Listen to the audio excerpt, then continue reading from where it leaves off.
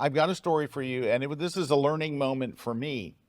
And what it was I wanted to do this particular fashion shoot in New York City. And I learned about this amazing place. It's called the Metropolitan building. It is a multi-story building in Queens. It's right across the bridge from Manhattan. And it's an amazing building. And what makes it amazing is that they have an entire floor like made for photographers. It is an entire floor full of every kind of couch, chair, table, lamp, and it's all kind of kitschy, cool stuff. So imagine a giant Pier 1, but you can use anything. And there's all these interesting things, right? And so you can go in there and just make sets. And use it there? Use it on site? Yeah, you do it on site, right? I'm going to show some pictures from it here in a sec. But anyway, yeah, you can do it on site. And so what happens is I decided to make the most of it. I hired 3 models. I hired a hair, a makeup, and a stylist. So I got a professional hair, professional style. Now, the stylist I was working with for the first time, I've always used the same stylist in New York, but then she wasn't available. So she says, I know a great stylist, and she was terrific. So they bring the outfits, all the accessories, they bring all that stuff. And then, so I just have to worry about the photography, and they're going to worry about the storytelling part of it as far as that stuff goes. So here's where it turned into a horror. We show up that morning, and we go up there, and it's pretty nice, and we're getting things set up. And we're there first thing in the morning, like we're there like 7 in the morning, right? Then the sun comes up, and there was no air conditioning. And within an hour, it was unbearable in there. There's no air conditioning whatsoever. We open the windows, there's no wind. It was, I mean, I can't even tell you, like there was, the models are sweating, and like the makeup artist has to sit right off, pat their face dry, we take the shot, and they come in and pat their face. Now, of all the myriad mistakes that I did, first off, I did not ever check to see if it had air conditioning. Huge, huge mistake.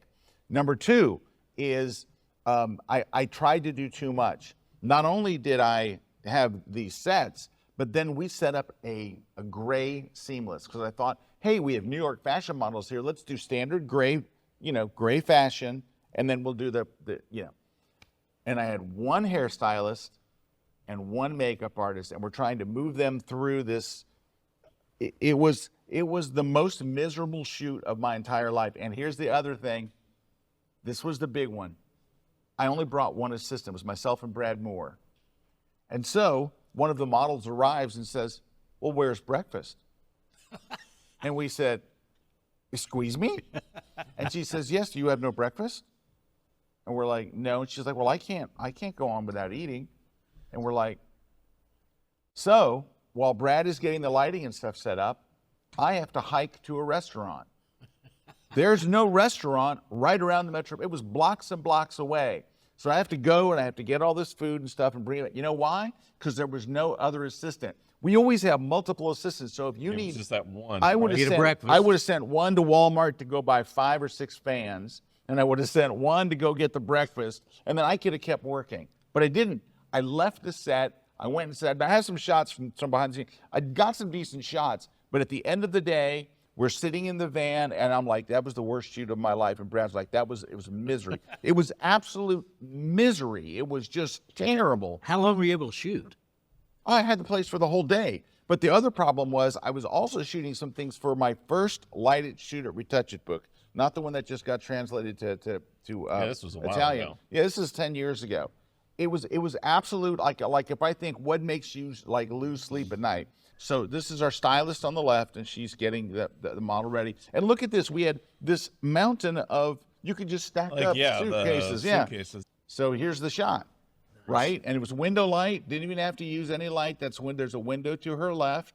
So there's really nice stuff there. And then here's another shot of us getting ready. And it's like, see that big picture? We walked that into the set. See that furniture and the chair and all of this, the books on the floor, all of that's just, we're just walking to a different room and grabbing it. It's just room after room after room after room of just cool stuff. without any AC, and you cannot imagine how bad it was. It was like everyone was miserable. The makeup artist was miserable. The models were miserable. Everyone was miserable. Here's another shot in a different room, but you can see, different furniture and walls and doors.